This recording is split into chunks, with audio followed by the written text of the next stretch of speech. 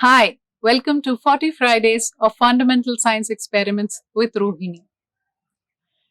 Can you see air in between you and me, or behind me, or anywhere around me? No, we can't see it. Even ancient Greeks could not see it, and they did not believe that air exists or a medium exists between two objects or two people. And it was supposed to be Empedocles who has proved that air exists. He took a clepsydra. Clepsydra is nothing but a pot with a hole on top and holes at the bottom.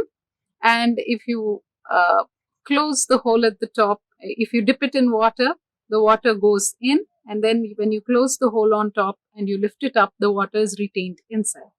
It's something like a small jug which you use to carry water, but with hole on top which you can close to control the inflow and outflow of water.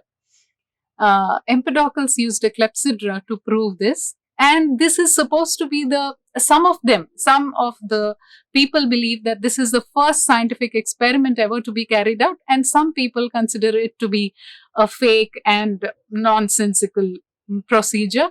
But this caught my fancy, so I thought I'll just share it with you.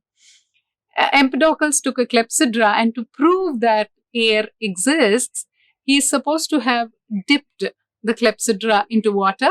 Then, when the water went into the clepsydra, bubbles came out, and he showed that those bubbles came out because the water was replacing the air which is present in the clepsydra. The clepsydra works something like this. This is an empty straw, a papaya leaf straw, and you put it in water.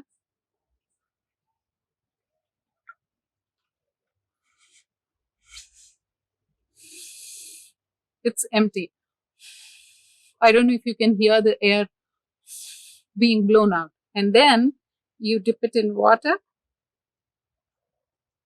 close, lift it. That's how a clepsydra is supposed to work.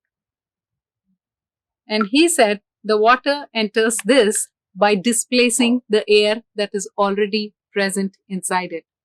And that's how he's supposed to have proved that air exists all around us.